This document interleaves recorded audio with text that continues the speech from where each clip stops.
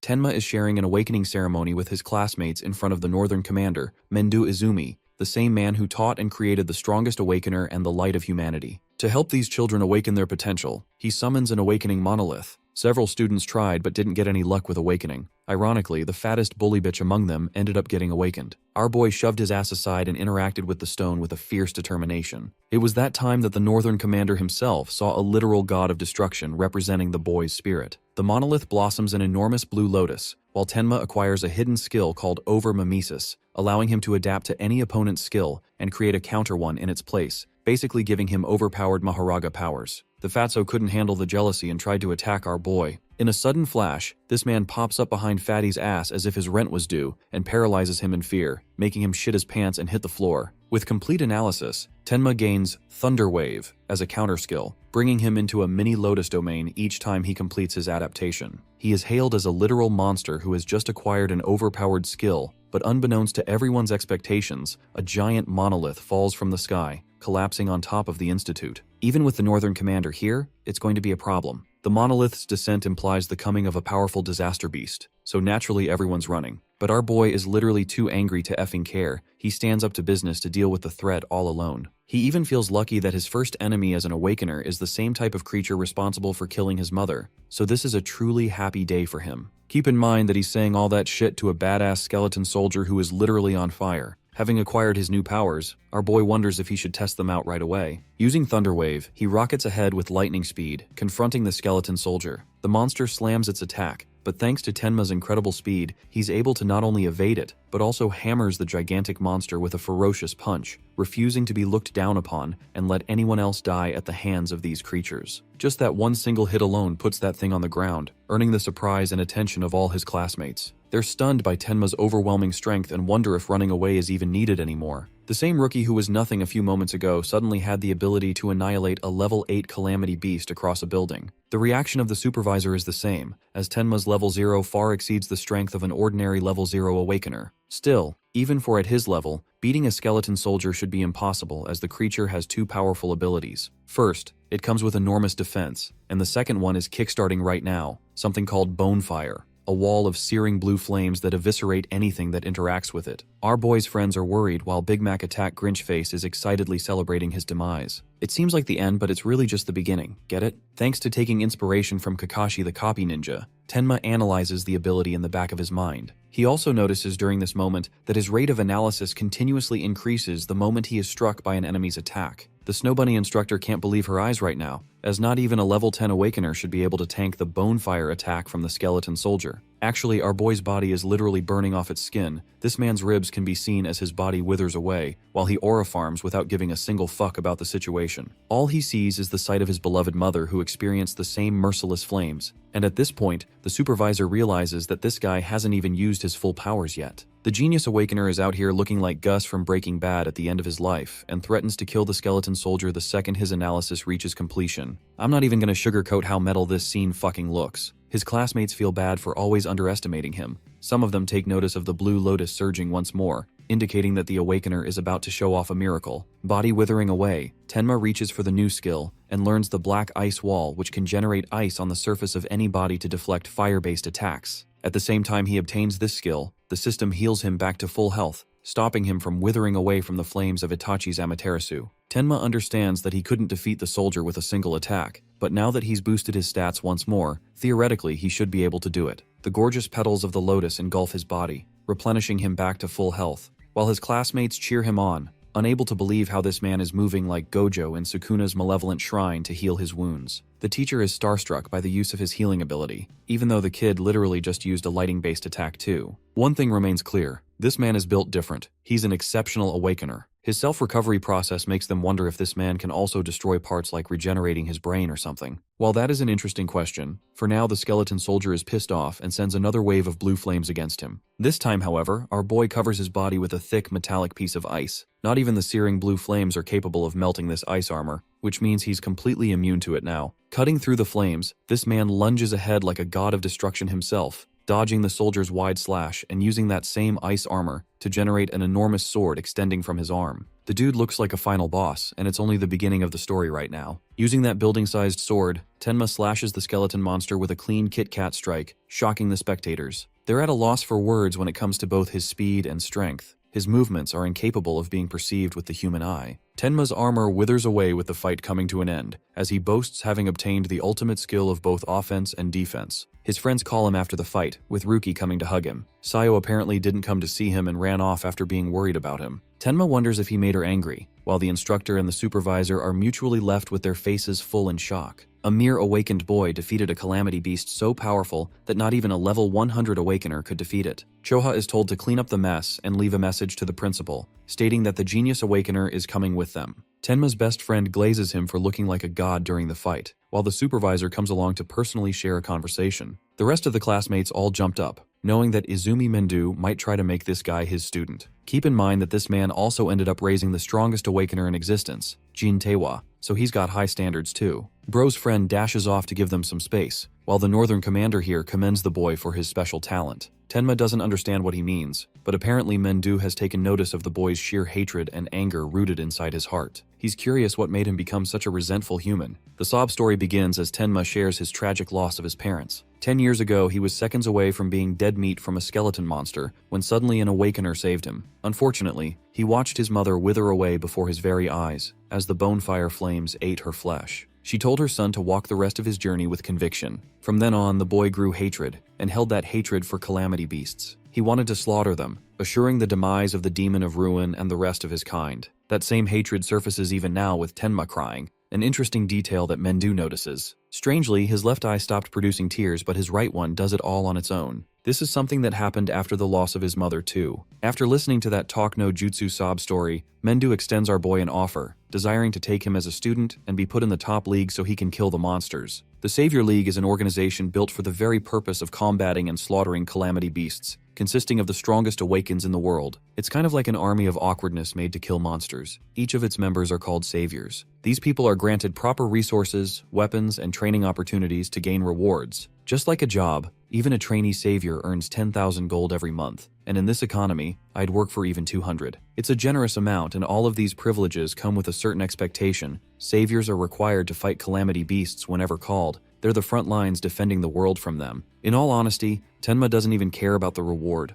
All he cares about is killing those monsters for the love of the game. Bro wants to become Doomslayer at this point. Anyway, he accepts the offer to become a savior, and learns that each February, the league holds an exam with 10,000 participants. Points are granted based on merit, but only the top 100 best performing candidates are allowed to become saviors. This makes our boy curious about the highest earned score. Mendo remembers the top score being 115,000 points, created by Jin Taewa, the strongest warrior. For 11 years, no one has been able to touch it, and earning even 50% of those points can guarantee first place in the exam. Tenma reveres this guy for being the light of humanity and an absolute monster at humanity's disposal, but Mendu assures him that comparing his talent to Jin Taewa is unwise, as he's in a different league of his own. However, our boy's got Asagi's ego from Blue Lock and intends to smash that record, surprising Mendu with his words. It reminds him of his conversation with Tiwajan, his student, who expressed that someday, a human will come to surpass his talent. It seems as if the new sun has finally arrived to replace the old. That kind of potential rests in the boy before him. In the next scene, they find themselves at the stone monuments, the ones responsible for creating passages between the two worlds. Killing monsters isn't enough. One has to get rid of the monuments too, or else they'll keep spawning. The building in front of them is built specifically to isolate such monuments, preserving them but making sure calamity beasts don't escape either. They can act like tests for new saviors for training purposes, making it a training facility. In the league's terms, it's called a stage, and the monsters inside are considered uncontrollable too. This is also why rookies get slaughtered when they enter these monuments or stage training grounds, earning it the title of the Rookie's Graveyard. Jin Taewa at his earliest cleared the stage in 3 minutes as his record, so Mendu is hoping for our boy to smash the same test in just under 3 minutes. It's only then that Mendu will officially regard him as his student. In the next scene, Mendu is walking around with his newest rookie that everyone has been talking about. People are starting to compare this guy to the legend of the strongest warrior, unable to wrap their heads around the fact that he's walking shoulder to shoulder with Mendu himself. While they're wondering all kinds of things, our boy looks at the disaster level. It's 10 for this stage, 2 levels stronger than the skeleton soldier, making him wonder just what kind of monsters he's up against. From the shock expressed on the people's faces, Tenma curiously wonders why everyone here seems like a normie who has never stepped foot inside the stage. Going up to the reception lady, he requests entering the stage. She guides him and asks about his party, only for our boy to state that he's the only one. A moment of silence ensues. The receptionist takes it as a form of disrespect and thinks this guy is hitting on her. Bro landed in the anti-Riz territory really fast and lost the baddie. Tenma has no idea what's going on. Even the spectators are mocking him for trying to be a hotshot with an ego. To clarify, he explains his intentions again, stating that he doesn't want to crack her, he just wants to challenge the stage.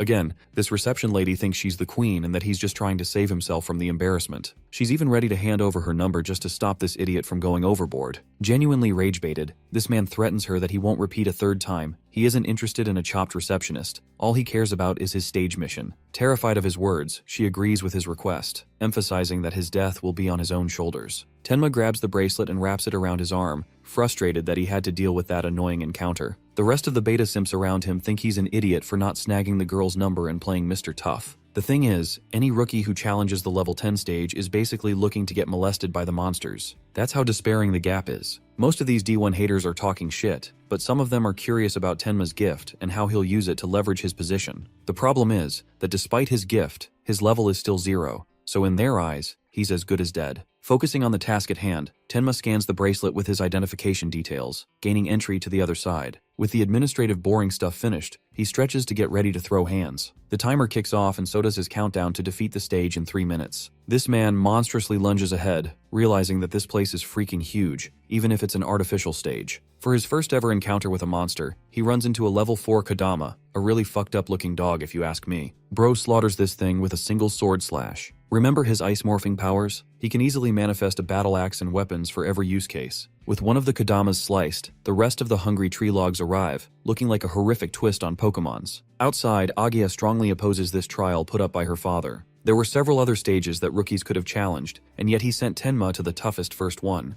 It's just the reality that he wants to see Tenma ultimately surpassing Jin, so he's comparing both of their results. Even Ageha thinks that it's impossible to surpass the ultimate warrior, as his limits are beyond the realm of humanity, but her father is curious if she agrees with that opinion. To her, Jin seemed approachable and nice at first, but then she witnessed that man slaying a level 97 calamity beast like it was nothing. She met his eyes, cold and calculating, one of a god. It's like this man has majestically surpassed the human race and has become a deity himself. While that is true, Mendu argues that the same potential is seen in the likes of Tenma, but it's going to take a while to transcend him to that level. Jin is a god who is the savior of humanity, but Tenma seems like a demon who is engulfed by his own hatred, making the two of them complete opposite forces. Back to the stage, our boy has annihilated the Kodama group with ease. Unfortunately, his ability, over mimesis, won't even regard these weakling creatures as something to scan from. Suddenly, Bro experiences a "he's standing right behind me, isn't he?" moment and instantly retaliate with a slash. Surprisingly, it was easy to kill that one too. Tenma is starting to wonder if these disaster level 10 creatures are all weak, but that can't be right, or else this stage wouldn't have been considered a rookie graveyard. There has to be something he doesn't know about, and he's exactly right. The system detects a B-rank skill called self-regeneration, kickstarting the analysis cycle. Our boy wasn't expecting that,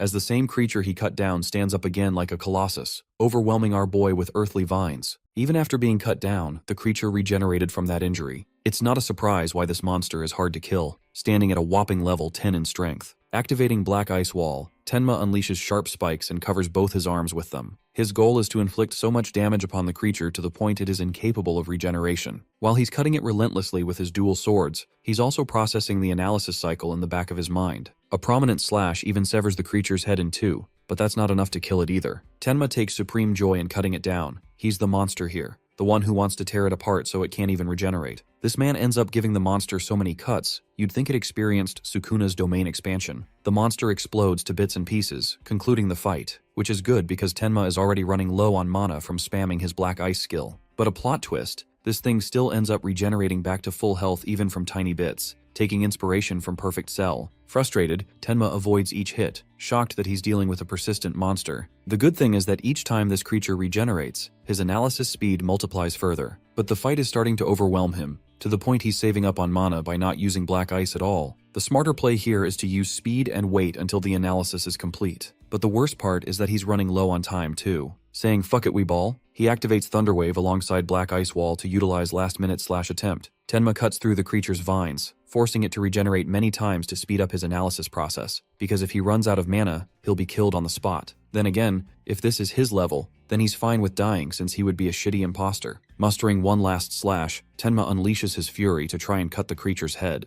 Unfortunately, the jig is up. His mana has run out, and the second it did, he ended up getting more holes in his body than a slice of cheese. This is his final chance as the mimesis process reaches completion. It's the only thing that doesn't require mana from his arsenal. The moment it reaches completion, the blue lotus spawns again, acquiring Lotus Burst from self-regeneration. The monster does its best to try and sever him again, but the Lotus Burst effect is currently activating, detonating all surrounding mana into an explosive destruction. As per the completion of mimesis, all wounds that hurt Tenma end up getting auto-healed. The monster watches in shock, and the moment our boy claps his hands, the Lotus unleashes literal hell. The destruction incinerates everything in the surrounding area, reducing the creature to ashes. By the end, Tenma appears wounded from the outburst of his attack. This was his final trump card in the fight. By the way, he unleashed this much destruction just by expending a third of his mana after gaining it back via mimesis. He no longer will feel any difficulty destroying mob monsters. Also, the mimesis skill is confirmed to have both mana and health replenishing properties. A single shard remains, while the situation of the outside world is in chaos. The reception lady is worried about the rookie who went inside and begs them to call a rescue team. Even Agaha wasn't expecting our boy to end up losing to a level 10 monster. The bigger problem is clearing the stage in under 2 minutes. Suddenly, the stage reveals that a new record has been set, stunning everyone's expectations. The record of 11 years has been broken by Itsuki Tenma, who literally cleared it in 2 minutes and 14 seconds. When he exits the stage, this man looks like he came out of a war. All of his haters have now turned into his fans, because the underdog pulverized Jin's record with a whole minute lead. Our boy comes up to Mendu, questioning if he has now earned his mentorship. The man is genuinely impressed, praising his new disciple. It's one of the rarest times that Ageha has seen her father smile like that. The spectators believe that it was all the works of Izumi that allowed his student to beat Jin's record, but that's not the story at all. The reception lady comes around feeling really embarrassed for her earlier act. She presents him with a gift for setting a new record, something our boy didn't expect. He doesn't even blame her for being worked up over a reckless newbie challenging a higher stage. This time, Bro's words actually manage to riz her up, causing her to feel flustered. Ajeha, on the other hand, teases our boy, reminding him not to get cocky just because he's become her father's student. Mendu thinks the level is too easy for the likes of his talent, so it's time to raise the difficulty. He believes the correct stage for him is the advanced stage. As an important note, levels don't just indicate the threat level of a disaster beast. The most critical factor is actually their species, because some lack intelligence while others have more intelligence than even the likes of humans. Those monsters are much harder to deal with than the ordinary disaster beast. In hindsight, both awakeners and disaster beasts function in the same way.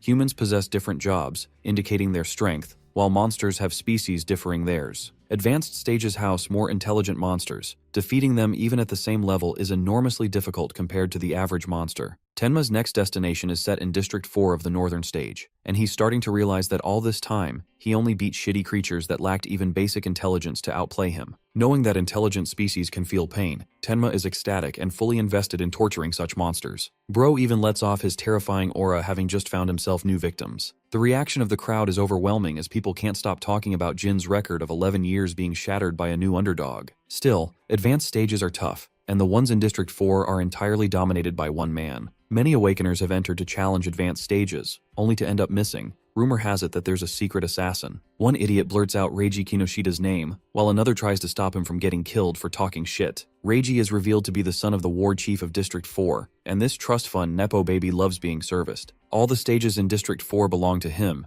and waiting is for shitty newbies instead. Opening up the chest box, he discovers a similar stone from what he found on the stage. Mendu is surprised he ran into one, because it happened right after killing the disaster beast. There's a key difference in the two stones. One appears green, which genuinely stuns Ageha because it's considered of the intermediate quality. Tenma wants to know what a karma stone really is, and learns that it's basically considered an experience stone. Beating monsters or killing awakeners creates karma, or something called experience points. Those eventually become responsible for boosting your level. In this case, the karma stone is something that already contains that karma, and absorbing it allows the user to boost their levels significantly. The strangest part of all is how a karma stone ended up naturally forming inside the stage. Mendu the master speaks, believing it must be influenced under Tenma's gift, stunning both of them. Apparently, the karma contained inside the defeated ends up being absorbed by the victor, but the fact that Tenma didn't level up after defeating 2 disaster beasts suggests that he couldn't absorb the karma. Mendu's theory is that all this time, the karma that Tenma gained by killing monsters ended up being naturally absorbed by the surrounding awakeners instead of him. But the stage is different. There's no one there to absorb the karma, and Tenma can't absorb his own anyway. That's why it forcefully solidified itself into a stone. But Ageha's worried that our boy is stuck in a standstill because he can't even level up. Her father stops her from asking information from Tenma about his skill. It's supposed to be a secret after all. Anyway, Mendu suggests our boy sell the stone if he wants to make use of it. Personally, he's going to be away for a while for a meeting with the leaders of the 5 continents. His daughter will look after Tenma in the meantime. However, he does leave with a few important points. Tenma is told to keep his status as a disciple a secret, and he's also instructed not to tell anyone about the details of his gift. Third, the teacher wants him to clear at least 6 advanced stages before his arrival. And finally, Tenma is given freedom to do whatever he wants with his power, because it's his own to use. The rookie accepts his orders as the scene cuts off to the Northern District. Some Awakeners are frustrated that they're not given space even when it's their turn. Reiji Kinoshida's guards are here to reserve the spot for him, telling these kids to get lost. The Awakeners talk some tough game, mouthing Reiji off as some rich pampered kid who will eventually get reported to the guild. But apparently he fucked around too much because the same dude ends up getting launched into the nearest wall. This muscle brute is attacked by an immediate B-rank earth spike, only for it to result in 0 damage. This guy's face goes metallic, while the blonde fails to understand how a technique that could easily pierce through monsters is unable to do damage against this muscle-brained freak. The big guy grabs both his arms before headbutting the shit out of his face, knocking him out. A level 7 and 8 Awakener, both were taken out without being able to do a thing to Reiji's bodyguard. This man is Takaru Oga, one of the 4 strongest men under Reiji's influence, and he's also a level 12 metal bender. Metal Dick over here reminds everyone that anyone who dares to rebel against Reiji's orders will get killed. He doesn't even want the others to take these 2 Awakeners away, fully planning on torturing them. His friends suggest Takeru to hold back a little, as the people are watching closely. Suddenly, someone speed blitzes him really fast. The dude's body fumbles right into Tenma's arms. Everyone around them assumes Tenma to be some kind of loser who's just signed his own death. Even this guy calls him an idiot for trying to overcome Reiji's orders and offers a final warning. But Tenma knows full well that he has to enter the stage, and that Takaru is his only obstacle. Ejuha reports the situation to the higher-ups, but our boy is planning to handle things his way, recalling his teacher's words to do what he thinks is right. He leaves the injured in her hands and exudes malevolent aura even for a level 0 Awakener. Takaru can't believe that the level 0 rookie has the balls to stand up to him, but strangely, he feels a unique kind of pressure, making him wonder if the kid has some kind of gift. Relying on his stats, Takeru blindly believes he's got the upper hand here. But then he receives a jolt of shock. He watches our boy blitz him with insane speed as Tenma's punch kisses this guy's face. The spectators suddenly go quiet, unable to comprehend the rookie's speed. Luckily, Takeru managed to metalize himself before the punch made contact, so no injuries were made. Coating his arms in metal, he thunders down his heavy fists, praising his opponent's speed but also highlighting Tenma's lack of strength. Our boy evades swiftly, knowing that he just missed his one opportunity to deal a surprise attack on a superior opponent. His best shot right now is to rely on Thunderwave and boost it even further, prompting Tenma to activate his metallization process in the background. The metallization skill is dangerous enough to earn mimesis effects, which means our boy can't hold back either and has to go serious. Tenma understands that normal attacks won't work, but all he's got to do is target Takeru's flesh for considerable damage. He wounds up a kick to strike his face, but Takaru manages to block it just in time, criticizing the weakling's lack of power and speed. But this is actually our boy's strategy. He's conditioning his opponent to predict his max speed, only to upgrade Thunderwave even more. Takeru is completely caught off guard witnessing the usage of a lightning element. This time our boy ramps up his speed to such an insane extent that he's out here throwing a dozen punches and actually connecting every single one of them.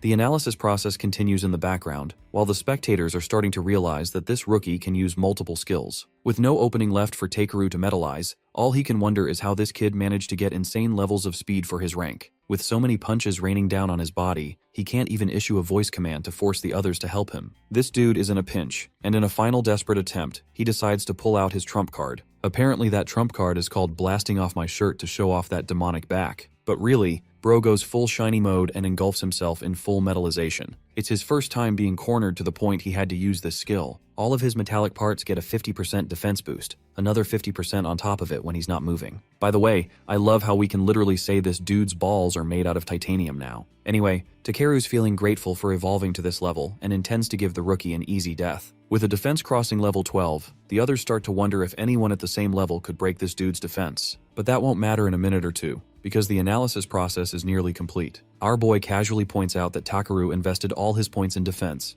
completely forgetting about his mana stats. Takeru acts like he's talking shit, but deep down, he knows the rookie is right in his assumption. Tenma assures this guy that he's got no interest in forcing his mana to deplete. Instead, he'll end the fight in an instant. The Blue Lotus spawns, creating another evolution in Tenma's power. The gorgeous lotus blossoms and dazzles the spectators, though they've got no idea how this pretty thing is gonna beat Metal Dick. With its completion, Tenma earns the Clear Orb Piercing True Sphere. It's a defense-ignoring ability, guaranteeing damage. The only problem comes with range and speed. It's far too slow, making it easy for people to avoid that. This forces Tenma into a situation where he has to time the track to rip apart the very defense that Takeru is so proud of. With the skill activated, our boy's stats increase even further as he casts the creation of a piercing orb. Even at this distance, Tenma confidently challenges his opponent to dodge this upcoming attack. Watching Tenma's performance has caught the cheer of the spectators, making them wonder what he's about to pull next. The piercing ball slowly moves past their eyes. It's just a tiny little thing, so it's inconceivable to get hit by something like that. The ball is so tiny that Metal Dick over here is even willing to stand still, taking it head on, believing downplaying Tenma's trump card. The ball ends up making contact with his arm, and the look of horror sets on his face. It literally destroys this man's arm, causing it to explode in a pool of blood. Tenma even instructed this idiot to dodge. He specifically aimed at his arm to show mercy, but he really could have aimed for a fatal area if this guy was a monster. Takeru is screaming in pain as Tenma orders the clowns to fetch this guy to a hospital. They pathetically pick him up and take him away, as the day is saved thanks to the Powerpuff Girls. Wait, I forgot this isn't Cartoon Network. Tenma is hailed as a hero among the crowd. Some of us even want to team up with him to clear stages in no time. The situation is so bad that guys are fighting each other just to get their hands on him. But this man's far too busy relishing his newest skill, something that could take out a defense monster like Takeru himself. The orb has another effect of getting faster the more it kills people with higher defense stats than Tenma himself. The two clowns beg him for an answer to make him join their teams, but he openly declines, stating he's fine off alone. Again, the same reaction is given by the crowd as last time, calling him a fool for solo challenging an advanced stage just because he could beat Takeru. People's impression of him changes really fast, and they're fine with leaving this psychopath to die now. With the naysayers gone, Mendu's daughter emphasizes that each calamity beast in the advanced stages is relative to Takeru's defense, so our boy really has to manage his mana carefully. But Tenma's chill with it and tells her not to worry, causing her to feel flustered because his death will earn humiliation from her father. Aside from that, Ageha highlights that stone beasts move in groups, but they're still dumb, so Tenma could take advantage of them by seeking mana drain. The bracelet signs him off to challenge the stage as our boy enters his next big event. He didn't expect to face off so many of these huge rock lizards. All of them have super high stats too, way higher than the creatures he fought before. The Colossus statue charges at him at full speed, while Tenma decides to whip out his piercing orb to use it against their shielding high defense stats. I can't help but point out the similarities of the lotus petals with Archer's Ro Ayas from Fate. Anyway, the orb makes contact with the statue, carving a hole straight through its body and killing it immediately. This earns a 100% speed increase in the orb's speed, which is amazing for Tenma in every turn. 3 of the scary statues lunge at him, but our boy is on that Killua energy with his lightning and blitzes past them. He defeats 3 of the monsters using his explosive attack after spending a third of his mana again. But the fight's not over. 2 more creatures lunge from opposite directions. This man casts Hollow Purple to finish them off with his piercing orb.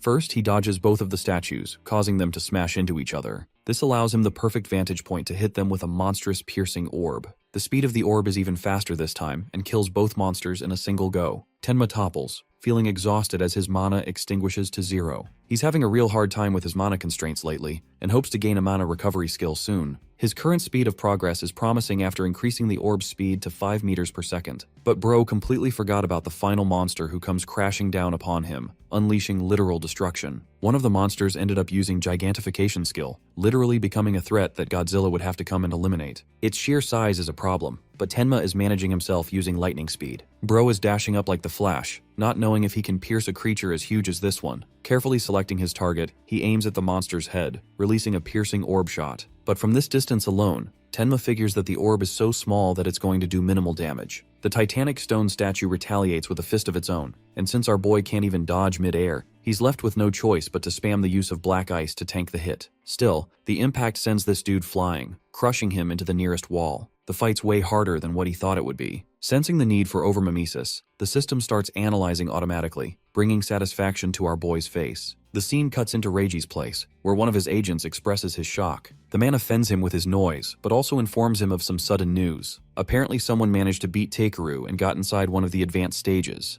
The news pisses off this pampered bitch, unable to believe how Takeru even lost with his level. The only reasonable explanation is that someone over level 30 bested him. Unfortunately, the Awakeners of this level are skilled and deal with actual missions, so they don't bother playing with weak Awakeners. Everyone in the facility is around level 10, but there's just no way Walmart Aizen can believe that a level 10 warrior beat Takeru. Reiji intends to investigate the matter on his own, believing that he'll make it in time to the same location if they hurry now. His agent even recommends that they proceed with the side of caution, but obviously room temperature IQ over here doesn't heed his warning. Reiji is in the mood to humble this person for ever daring to mess with the Kinoshita family. As for our boy, somehow he managed to survive and reach 100% analysis. Shielding in his lotus, the system marks the completion of the gigantification skill. But strangely, Tenma didn't get a new skill this time. Instead, his piercing orb upgraded to level 2, allowing him the ability to adjust the size of the orb and even doubling its passive speed increase. Testing out both effects at once, Tenma activates his newly evolved orb, manifesting an orb that extinguishes every last ounce of his mana.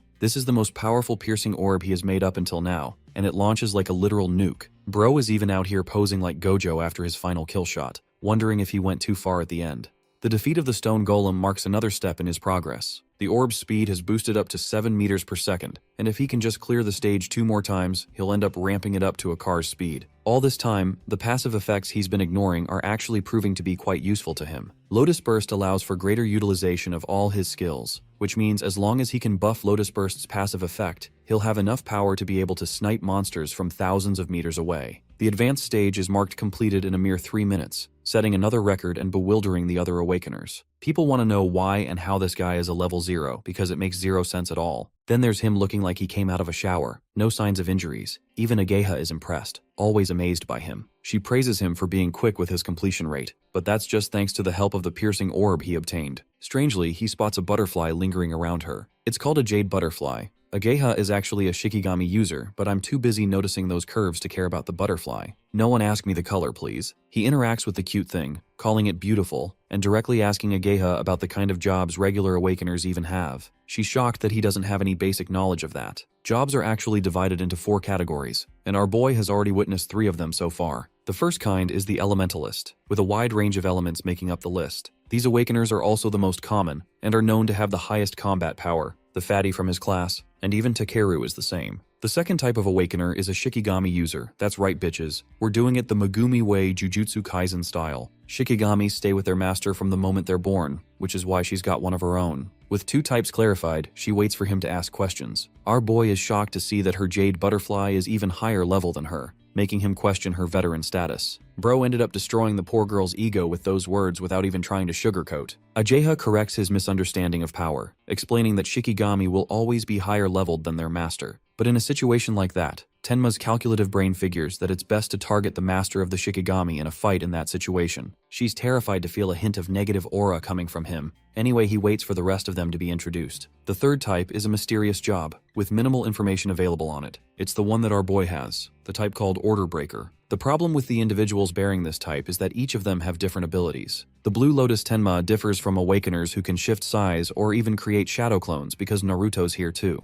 Skills possessed under each job category are ranked from C to S in 4 pyramids of strength, but Order Breakers are classified as having Z category skills, different from the rest. It's because the Order Breaker class is treated with respect because of their unique skills, and the moment an opponent figures out an Order Breaker's ability, they lose their biggest advantage. It's the very reason Mendu, her father, insisted against Ageha inquiring about our boy's abilities. Tenma's irregular among Order Breakers too, because from her personal confirmation, she saw him utilize 3 different skills, 2 of them related to elementalists. Tenma's starting to get a little bummed out that she keeps talking about him, so he directly inquires about the 4th kind of job that he hasn't seen. This one, she refuses to mention a word about, calling it punishment for this man keeping everything to himself. Before leaving, Ageha asks about his intentions from here on, and learns that Tenma will spam clear the same advanced stage more and more. She reminds his dumbass that stages have their own cooldown periods, so he won't be able to access it for at least 2 days. It's a real hindrance that cooldowns exist, and he hadn't even considered them at all. This is why Reiji keeps them for himself. And since our boy can't upgrade his piercing orb, he figures he could at least upgrade Lotus Burst instead. So he asks for a different stage with an even higher number of disaster beasts. Walmart Makizinen remembers there being one, though the level of disaster beasts isn't too high. It's got a shit ton of monsters. They're a swarm of giant locusts, at least 100 of them. The stage is a real pain in the ass without possessing a wide range skill, so she warns him against the attempt, not knowing our boy already has the explosive detonation skill Lotus Burst. He disregards continuous warnings, while the others express shock after hearing him planning to conquer the Locust stage. They're already shivering that Reiji will arrive to seek his revenge soon, and want to leave before that happens. Speaking of that scumbag, he ends up reaching the same spot, only to realize their target has escaped to another location. It's hard to believe that someone managed to clear the stage in the short time they had. Reiji's blood boils, and he thinks this mysterious offender is intentionally fucking with him. He orders his agents to look for traces of mana and to contact someone called Hound for the job. He wants Tenma alive so that he could personally offer him a taste of torturous hell. Bro thinks this shit is so tough. In a different area, a poor awakener is barely clinging to his life. He's being hunted by Hound, a subordinate of Reiji, and even after using his escape jutsu, he ends up being discovered by the gaping wild beast. The creature rips him in his mouth while Reiji's other agent comes to retrieve him. The guy in his mouth is still alive, by the way, questioning how they managed to track him down. This person's pet dog over here has an excellent sense of smell, tracking any target down with ease. The man is known as Charles the Hound, and he has come to eliminate his target on behalf of Reiji. The poor guy pleads for his life, but Charles mercilessly allows his wolf to feast upon the human's flesh. After his death, they experience a level up at last. Charles calls to report mission status, confirming the kill, but to his shock, learns about Takeru's heavily sustained injuries. Considering it an important matter, he is signaled to Reiji's location, happy that a new prey has appeared. Tenma arrives inside near the stage, questioning why there are so many locusts in the first place. Agcha explains that certain monsters like certain environments, which is why one of the skills of an awakener is to be well informed of their terrain. Advanced stages don't even have a proper receptionist because of how dangerous they can be. Tenma wonders why this level is completely shut down, considering it's only level 13 at best. The good thing about a normal stage is that you can exit it if you find it difficult, but when it comes to these locusts, escape literally becomes impossible. A single mistake rips you to shreds because of the locust swarm. Awakeners are eaten alive for breakfast. It's so brutal only their bones remain. But this kind of thing doesn't scare our boy. He's just happy to find the perfect playground to hunt a ton of monsters. Ageha thinks he's a goddamn idiot for that, but Tenma's got his goals and confidently steps inside the stage. She's worried if whatever she told him will even be enough, before realizing that she forgot to mention one key detail, that the locusts literally spawn an infinite number of times until the boss is defeated. Having made such a huge error, Ageha wants to invade the stage level to warn him, but then she senses an ominous presence. It's Charles the Hound who glares at her with devilish eyes, requesting to look for someone.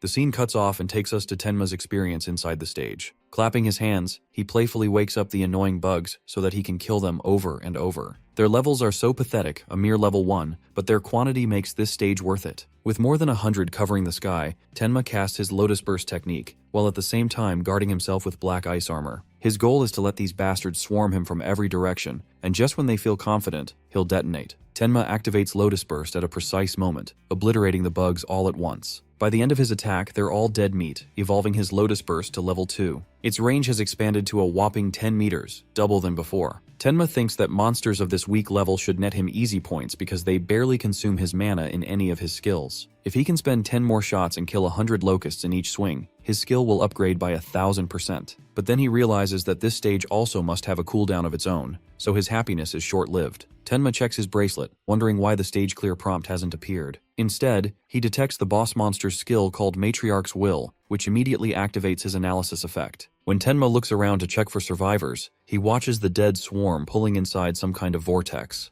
Zooming away, Tenma creates distance between them, questioning if this is because of the boss's skill. He let his guard down, and though it's great he can keep evolving his ability, the main issue right now is that he doesn't know about the boss's location. His best strategy right now is to keep annihilating the swarm until the boss eventually exposes itself. Reactivating Lotus Burst, he detonates another explosion, slaughtering another swarm. The range increases to 16 meters, amplifying the explosion even more. With a second wipeout, Tenma curiously wonders why the boss still hasn't appeared. The same dead locusts end up respawning, creating an endless swarm that just doesn't stay down. Unfortunately, Tenma can only stall for 9 more detonations through his ability. He extends his hand a third time, promising to annihilate them every single time they come back. A third explosion massacres the swarm with another kill streak of 100. Tenma keeps on detonating until he increases the burst radius to 54 meters. Now he only has one more shot to go, but these bugs still haven't stopped respawning. The swarm arises again, instilling a sense of panic in Tenma, because he's about to run out of mana and doesn't even have any way of confronting the boss. Though he could easily try to escape the stage, this man is too egotistical to quit. One last time, he declares his intention of massacring the swarm. The Lotus Burst detonates in the largest explosion he's ever casted, fatiguing our boy to his limits. The swarm simply rises back up again, and the analysis progress hasn't completely yet either. It's at this moment that he realizes he really fucked up, because the queen has an Infinity breeding ability. That means the only way to win is to kill her, but how will he even do that with 0 mana points? Luckily, his analysis rate reaches total completion, enveloping him in a Lotus domain and adapting to the Queen's skill. Tenma acquires a new detection skill to counter her ability with a cheat code passive effect. It's so powerful that he could intentionally leave the boss alive just to farm the locusts as many times as he wants. Unfortunately, Ageha is waiting for him, so he needs to wrap things up. With the skill's activation, his sensory abilities are heightened, mapping out the surrounding area to look for his target. The detector picks up on the Queen's signals just underground, which is the only thing Tenma needed. Next, he carves up Hollow Purple, stealing Gojo's swag again, and releases it to decimate the annoying Queen. The piercing orb crushes its way underground, forcing the Queen to draw out where it is most vulnerable. And here, our boy clocks her with a slashing backshot,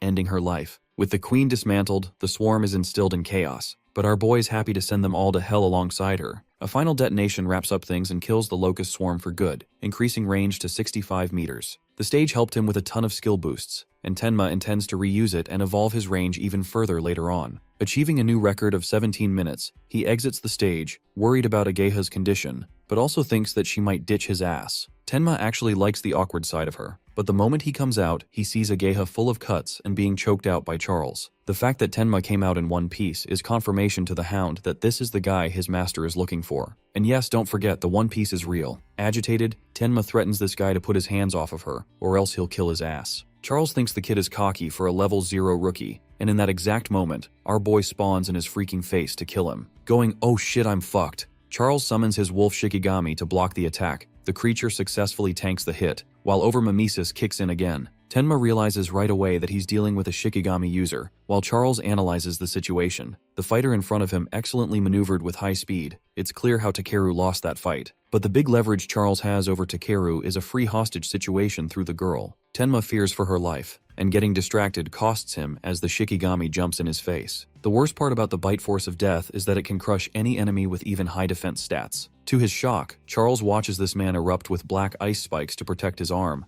Tenma even uses his other arm to charge up a lethal kill shot. The piercing sphere annihilates the Shikigami with a single hit, killing it immediately. Now that he has killed death itself, his next target is Charles, who should be way easier to deal with. The experienced Awakener realizes that this rookie is unaware of a Shikigami user's respawning effect. Death has a B rank ability called Respawn Desire, decreasing its respawn time immensely. Tenma's distracted, so the creature tries to attack him with its gaping sharp teeth, but no worries, because Mana Sense already predicted this outcome. Tenma retaliates easily, stopping the monster once more. His analysis skill is slowly approaching completion, but if the Lotus appears in front of Charles, it might give him free information about his ability. Charles himself is having a mental breakdown dealing with a guy with both immense speed and strength alongside a bunch of other hacks. His only leverage is Ageha, so he chokes her enough to prevent her from saying harder daddy and threatens to kill her in front of Tenma. Our boy wanted to complete the analysis without spawning the Lotus, but things are going in a different direction. With its completion, he earns the counter skill called Shikigami Eater, a unique power with the effect of taking control of another user's Shikigami by touching it once. This is an excellent counter, but because our boy intentionally cancelled out the Lotus spawning effect of his skill, he didn't get any auto recovery effects. That's the price for skipping it.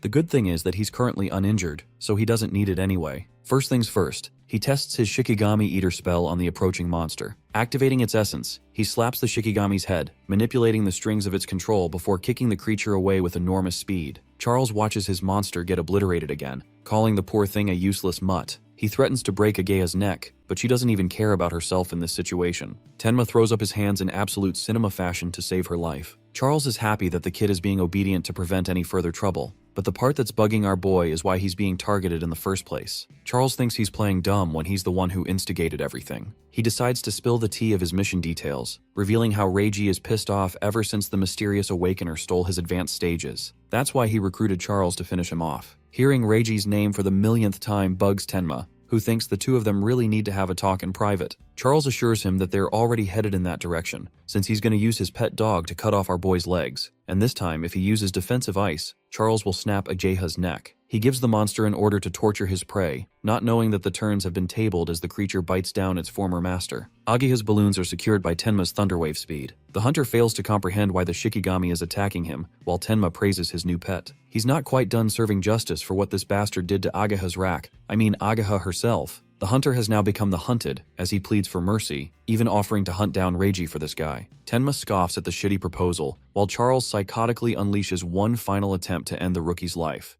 His blade grazes Tenma's side, as he signals his new pet to kill Charles's bitch ass in the same way he tortured Ageha. I can't help but remember that one iconic scene from Game of Thrones involving Ramsay's pathetic ending. The Shikigami stares its meal down, as the once ruthless hunter whines like a pathetic animal. Death opens its jaw wide and ultimately ends Charles's life, bringing satisfaction to Tenma. While this is happening, he calls out the person secretly watching their fight from their comfortable hiding spot, and urges them to reveal themselves. The spy is caught and exposes himself, but Tenma's still got that bloodlust mode on, so he immediately asks if this dude is also affiliated with Charles. The guy frantically clarifies that it's nothing like that, but Tenma genuinely doesn't have time to spare. He tasks Death to finish up eating and return to him. The Shikigami devours Charles and eventually fades. Even a berserk dog like Death is able to obey Tenma's commands. The blonde fellow is now confident that our boy can help him. Iberia shares his name, praising Tenma for his super sick moves back there. He already knows him as the guy who took down Takaru, and he has a proposal for Tenma in exchange for karma stones and weapons. Rejecting all of those offers, our boy simply walks away, ignoring him. Not a single awakener could do what he did just now for the reward he could have gotten. A specific type of reward always fits a specific person's situation, just as a blade would benefit an avenger and medicine would heal the injured. This sparks an idea inside Iberia's head, as he's got the perfect reward for the situation. He understands that Tenma can't speed Blitz right now because Ageha is already injured, and by the time he gets her to the hospital, she'll bleed out and die. To remedy his pain, Iberia whips out a healing item. It's a mystical scroll that actually stops Tenma from walking away. He turns back, his face genuinely showing signs of relief for his friend's safety. This item is promising enough to save her life, so they put her down and wrap her melons with the material. The item is a rare artifact crafted by two different materials from the Shadow and Wood Spirit clans. The rookie has no idea what an artifact is, so Iberia explains their logic. Modern weapons of humanity don't do crap against creatures of destruction, especially guns. The good thing about crafters is that they can forge new weapons using monolith or disaster beast parts. These crafted items are called artifacts. They're ranked in 4 rarity classes, ranging from common to rare, epic, and unique. Common artifacts are your average basic weapons, capable of hurting ordinary disaster beasts and awakeners like the longsword. Rare artifacts boost the user's stats like an aqua blade. An epic artifact, and mind you, this red blood sword is cool as heck, end up boosting stats and provide special effects. Finally, the one to topple them all, ranking the highest category, is the unique class. These come with unique skills, such as the Holy Sword. Crafters can't be compared to fighters, but they're hard to find.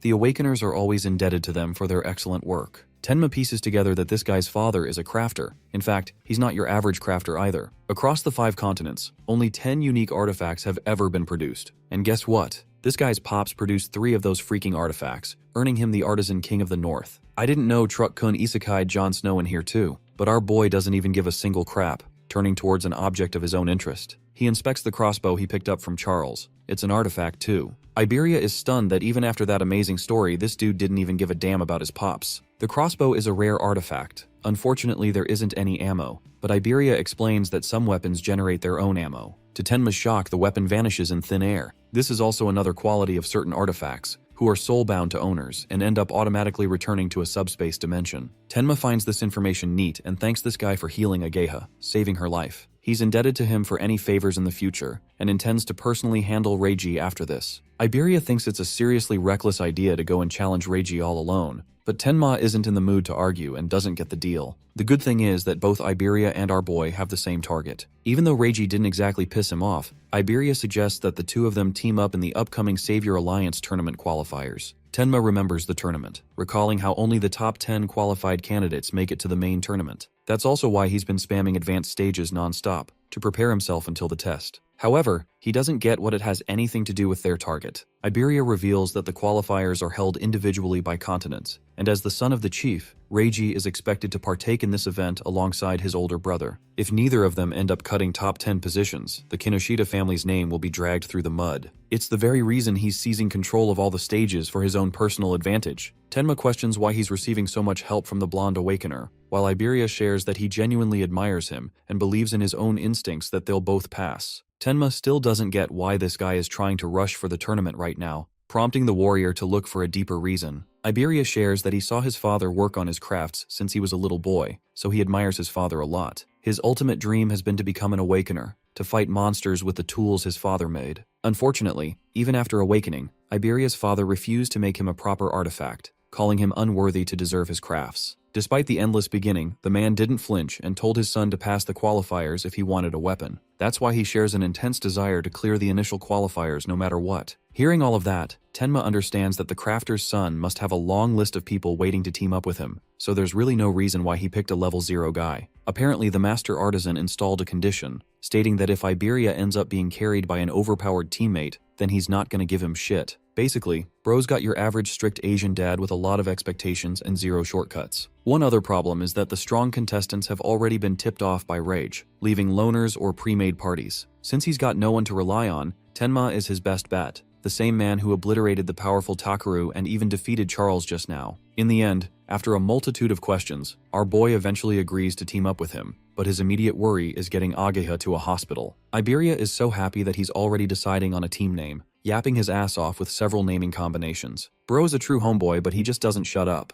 Remembering his old school friends, Tenma wonders if Rimu and Saya will also join the qualifiers. In the next scene, we witness Rimu sneezing out of nowhere. He assumes that his buddy Tenma must be remembering him or something. The name genuinely makes Saya concerned for Tenma's condition. She's hoping that he's surviving well. Rimu teases the shit out of her for having feelings for him, causing her to hit him with her water ability. He taunts her for using a dirty cheap shot, but in her view, sparring doesn't care about sneaky attacks as long as there are openings. Watching them from a distance is their master, a cyborg who is hell-bent on training them properly for the qualifiers. Saya has already reached level 11, while Rimu is stuck at 10. Both are elementalists looking to face off against other awakeners soon. The scene cuts to Reiji's bitch face again, who is starting to get irritated that the Hound hasn't reported back. It pisses him off that they're all useless, while his agent suggests sending a search party. Reiji doesn't care, and highlights the qualifiers taking top priority, because his pops will beat his dumbass if he doesn't make the cut this year. By the way, this guy has already bought nearly 800 contestants, bribing them for the cooperation. All of them are level 5 and above. Reiji likes the fact that his agent is reliable compared to the others, and goes on to consume the last stone to level up his stats. He stands at an average level 12 thinking he's the top dog, and wields lightning as his element. In the next scene, we find our boy apologizing to his master for failing to save Ageha in time. The Northern Commander entertains the idea of killing Reiji with ease, but Tenma doesn't want that, and begs him to leave him alone.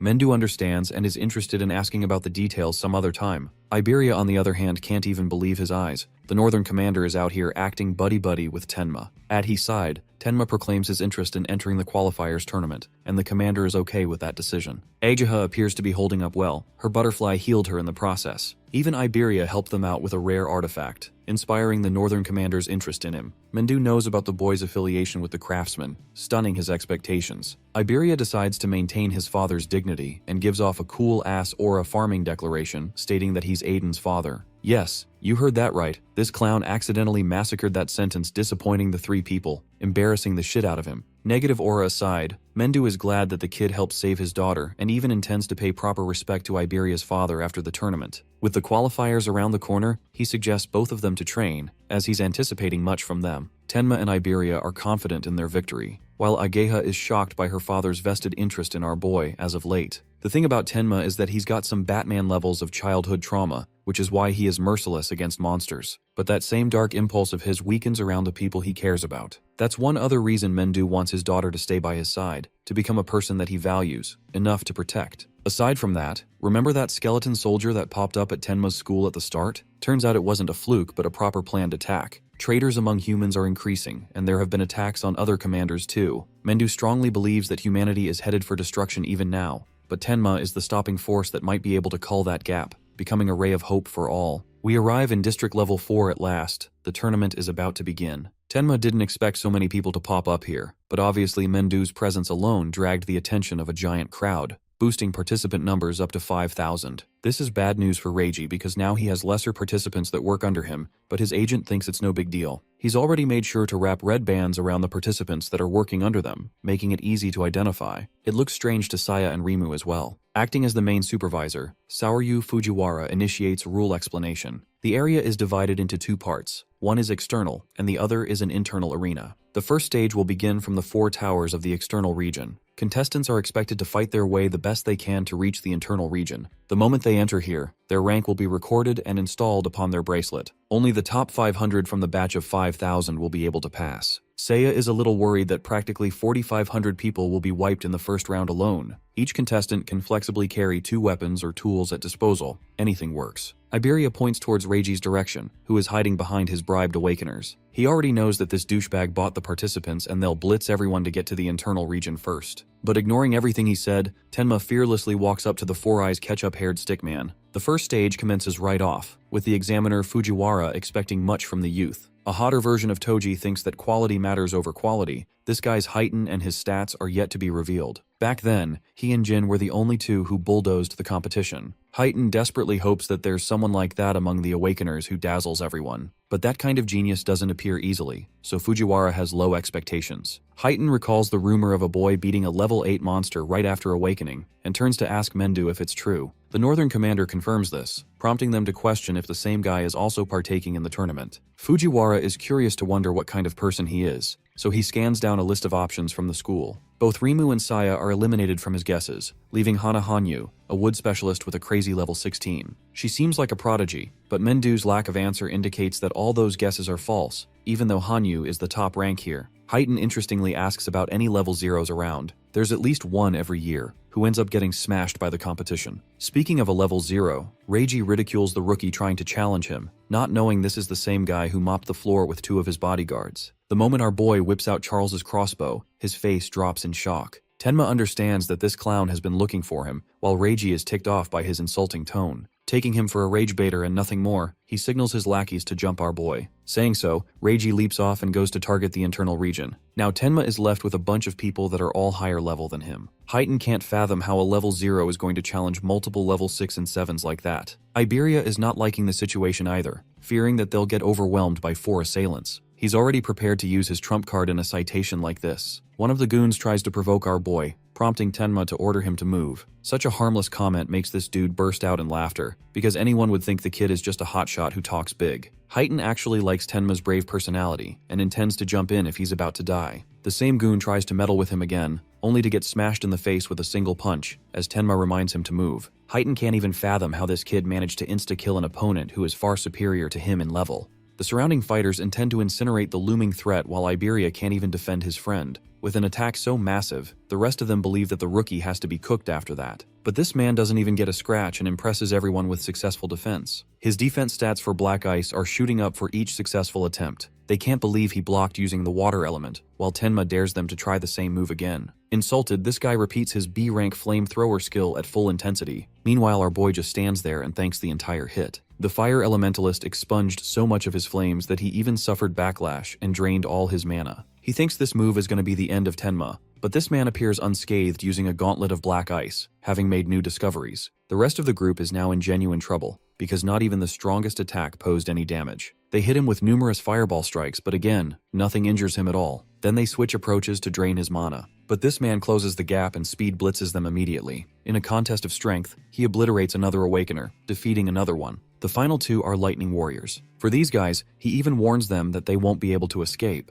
But the idiots go on ahead to activate dual skills anyway. Heighten can't believe he's witnessing one level 0 guy massacre an entire team. With all of them down, Iberia commends his teammate for being incredible. No one believes he's level 0 at all. But Iberia reminds the arena that he and his partner will be the best of the best the tournament has ever seen. Reiji is on his way thinking about the crossbow, when suddenly he watches another Awakener pass by him, only to get zapped like Hassan's dog. Reiji reminds this dog of his place, that no one's supposed to pass him. He gathers the rest of his lackeys and orders them to stay together. The examiners watch his arrogance on full display as the young master of the Kinoshita family. Unfortunately, nothing is against the rules, so they can't intervene, while Reiji is fully confident in his victory in this tournament. Suddenly, Bro hears someone calling out his name. It's none other than the dynamic duo from earlier. Tenma survived the team, which makes him question how on earth this guy managed to do that. He calls our boy level 0 trash, but Tenma doesn't mind, and Reiji doesn't want to fight him head on, so he signals another large group of 100 warriors to keep them busy. Tenma is happy to take them head on and covers Iberia's ears, before dashing with lightning fast speed, slamming Reiji off his rocker. This is his way of telling the bastard that he's going to settle the score, and he won't be letting his prey escape until that happens. Seiya and Rimu are having trouble but end up reaching the inner circle. Ui and Ahagami are 3rd and 2nd place respectively. Hanyu sits at the top, dominating the leaderboard. She's out of their league, but Iberia actually ends up reaching 6th place shortly after spouting Tenma's name. The man of the hour is still on the battlefield, intending to farm a party of 100 instead of just heading towards the completion zone. Even the examiners can't tell what this guy's deal is. Heighten is starting to wonder if this man might actually cook all of them. Reiji considers our boy a pest who has become an eyesore he can't ignore anymore. But it's 100 men against 1, so the odds are clearly not in our boy's favor. Tenma's top priority is avenging Ageha. The tournament be damned. The onslaught begins as the army of Awakeners charges at him, but our boy doesn't even flinch and takes down the first assailant, one shooting the first dude. The rest of them are starting to doubt his level 0 status, while Tenma activates Lotus Burst to send the battlefield to oblivion. The whole world is watching his skills right now, even those who have already completed the zone. The examiner can't believe the insane radius of the detonation, while Ageha is impressed by his recent evolution. But this man's only goal right now is the punk who started a beef with him. He just insta-killed 100 party members, so Reiji is all that's left. Tenma walks up to him, as this guy still has the audacity to assume he can win this fight just by shouting really hard. He unleashes his ultimate move, the Thunder Cannon. Tenma initiates the analysis process and gut punches this man to the ground,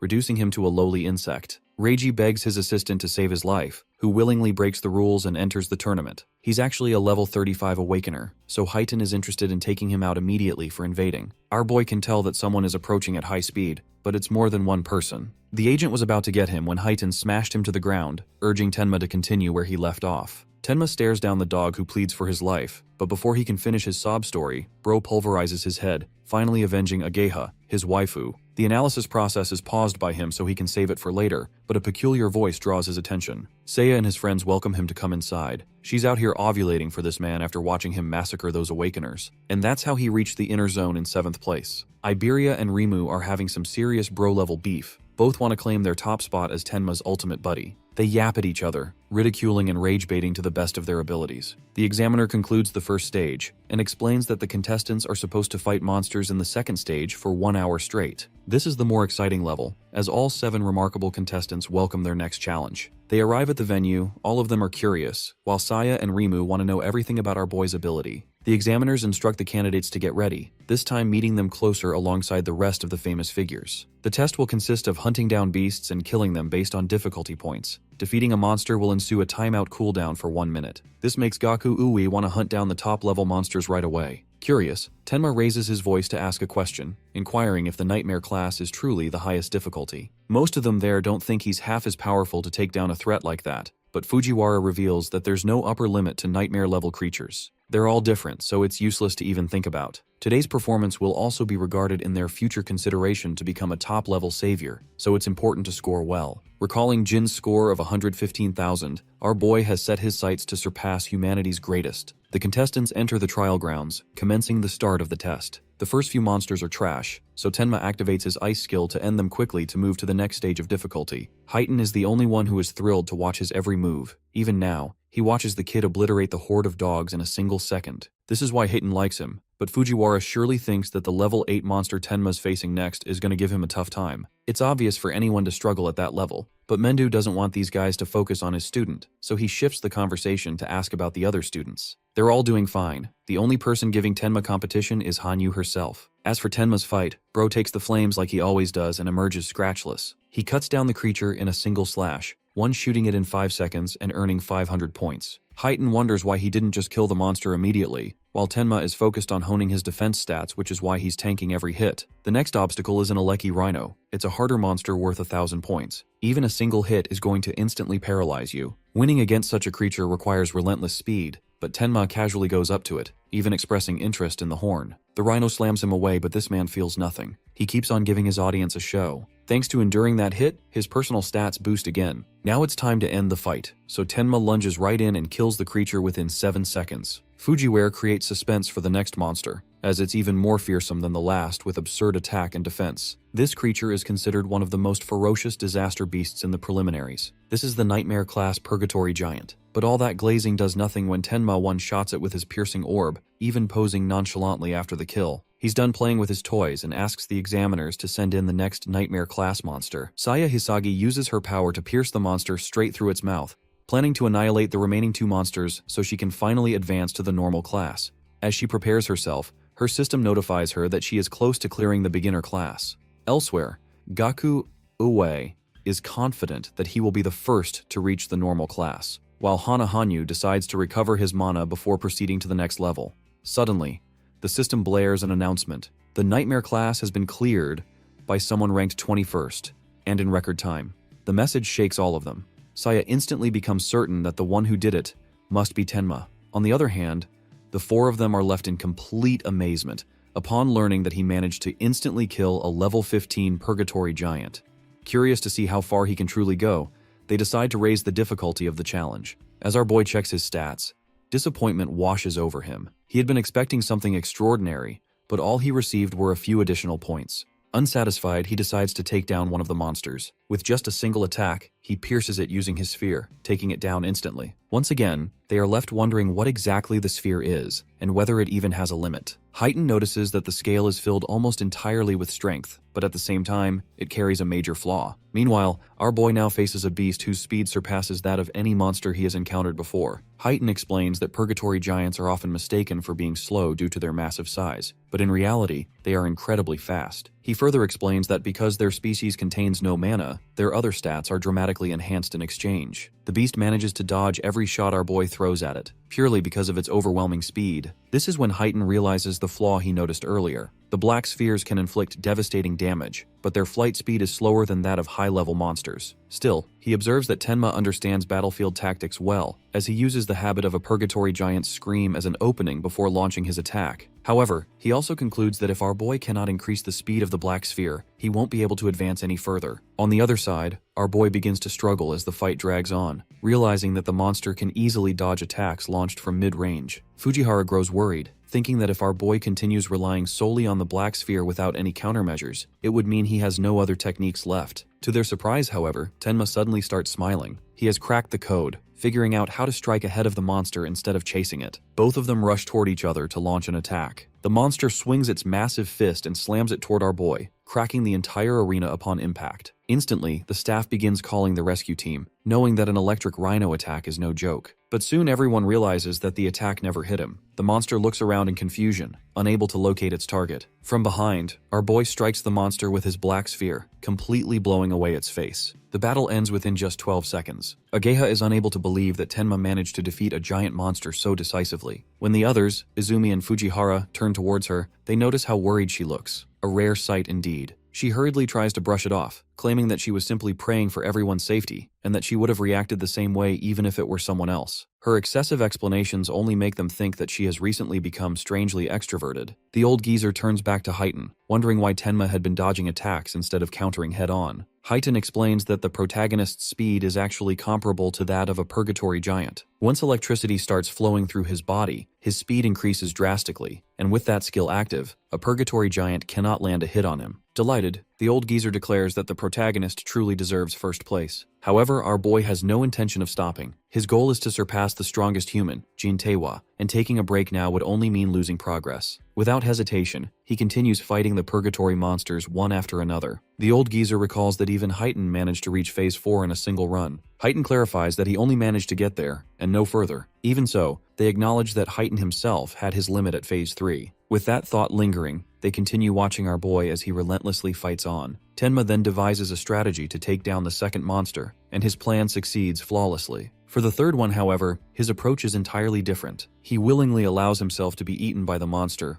only to rip it apart from the inside. Our hero clears the purgatory giants in just 13 seconds. Fujihara is left shocked witnessing the skill that wiped out tons of participants in the first stage. Our hero's mana is all used up, but as long as the disaster beast keeps spawning, his passive effect of mana sense will refill his tank. Right then, the Nightmare class Phase 4 begins, and 4 purgatory giants stand before our hero. Thanks to his passive skill, his mana is recovered by 40%. If our protagonist clears Phase 4, he'll surpass Heighten's old self, and no one aside from Jin Taewa has been able to clear it, which makes Heighten even more curious to see our hero's limits. Every time the flight speed of his skill piercing the true sphere increases, the accuracy adds up too. So, if Tenma boosts the speed a few more times, he can easily land the attacks without getting closer to his enemy. However, with only a limited amount of mana, Tenma needs to make every single one of his attacks count. Suddenly, the purgatory giant throws out chains from everywhere and restrains our hero from moving. The giant smacks his fist into the ground and grabs our hero in his fists. Our hero realizes he doesn't have any leverage, and to make things worse, the giant crushes the bones in his body and throws him back onto the ground. Seeing our hero lying injured and bleeding in battle, Fujihara hurries Heighten to help him. Heighten is surprised, wondering if this is where our hero's power hits the ceiling, and sees his old self in him. He rushes to help the fighter when Izumi stops him from behind, saying that Tenma still has some fight left in him. Everyone tries to argue with Izumi that now's not the time to discuss Tenma's ability to fight because if they don't save him, he will die. However, Izumi stands firm, believing that our hero still has his ace. Fujihara is surprised how Izumi knows, and he explains that he can tell by our hero's eyes. That gaze is not of someone who has accepted death. Our protagonist stands before the Purgatory Giant, refusing to die in battle after everything he's done. During the fight with Reiji Kinoshita, Over-Mimesis activated his skill, but our hero stopped the analysis right before it finished, and all that was for a moment like this. Our hero resumes his analysis, and it instantly completes. Suddenly, Ageha cheers up seeing the fighter's blue lotus. Fujihara wonders what use the lotus is in this state, and Heighten wonders what's going on with Ageha. Our hero's Thunderwave skill activates. Its active effect absorbs B rank or lower lightning attacks into the body, and releasing absorbed lightning energy increases the agility by 100%. With this skill, our hero fully restores his health and quits playing around.